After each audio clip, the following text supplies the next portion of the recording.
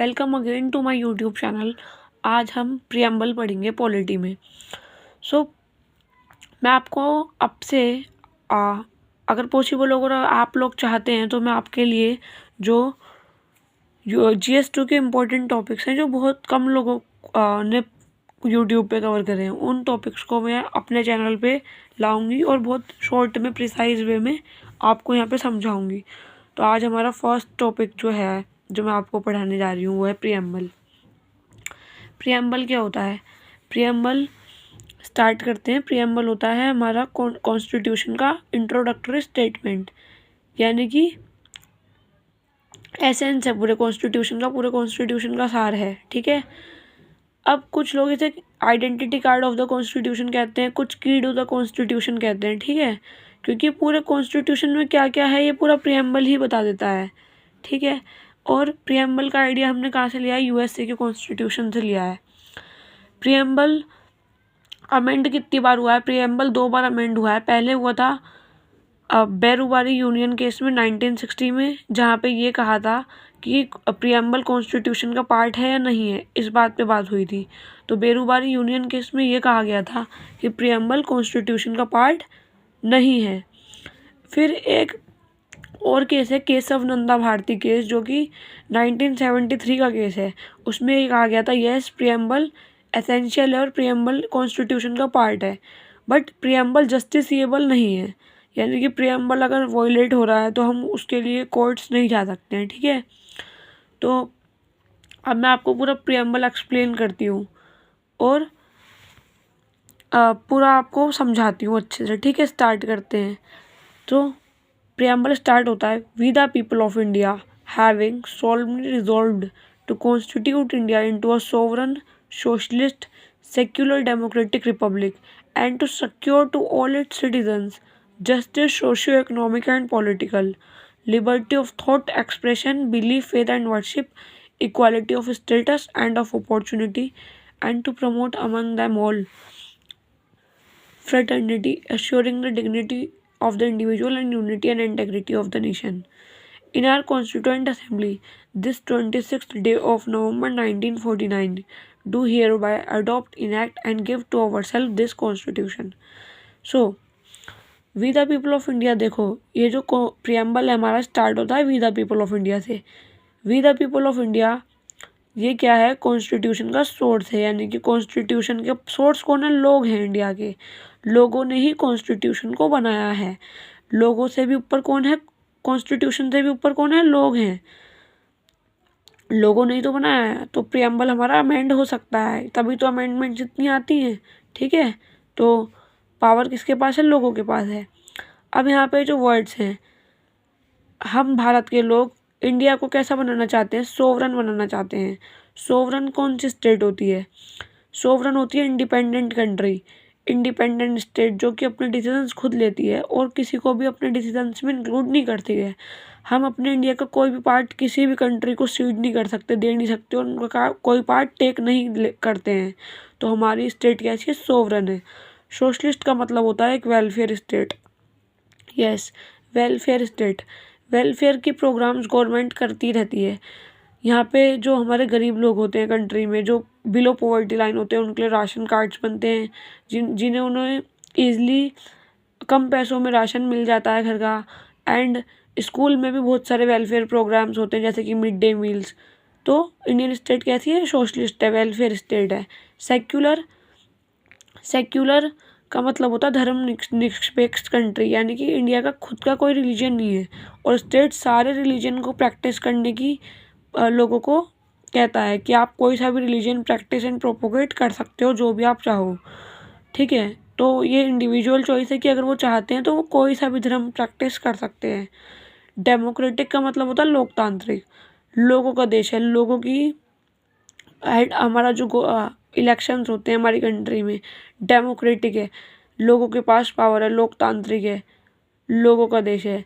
और रिपब्लिक का मतलब होता है हम अपना हेड ऑफ द स्टेट और head of the government elect करते हैं, यानी कि लोकसभा और राज्यसभा दोनों की इलेक्शंस होते हैं।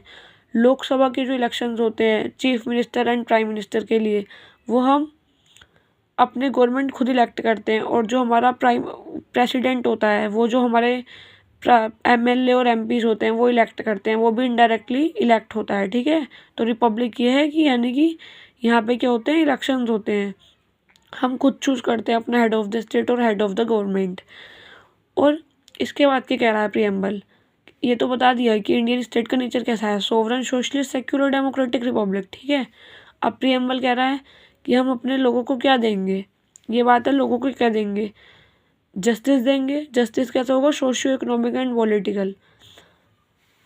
सोशियो इकोनॉमिक एंड पॉलिटिकल का क्या मतलब होता है, देखो सोशल जस्टिस हो गया कि समाज में सब एक जैसे हैं, जो पब्लिक वेल्स होते हैं वो सब यूज़ कर सकते हैं, जो पब्लिक टॉयलेट्स होते हैं वो सब यूज़ कर सकते हैं, पब्लिक पार्क सब यूज़ कर सकते हैं, ये हो गया सोशल जस्टिस। इकोनॉमिक जस्टिस क्या हो गया कि चाहे गरीब हो चाहे अमीर हो, सभी तो टैक्स भरते हैं, सभी कोई सी भी जॉब कर सकते हैं, ये हो गया हमारा इकोनॉमिक जस्टिस। और पॉलिटिकल जस्टिस क्या होता है, पॉलिटिकल जस्टिस होता है पॉलिटिकली, यानी कि जो हमारा पॉलिटिकल मैटर होते हैं, जैसे कि right to vote. Right to vote यहाँ पे अमीर लोग भी वोट डालते हैं और गरीब लोग भी वोट डालते हैं और मिडिल क्लास भी डालते हैं, सब डालते हैं ना, तो ये हो गया हमारा पॉलिटिकल जस्टिस, ठीक है, समझे।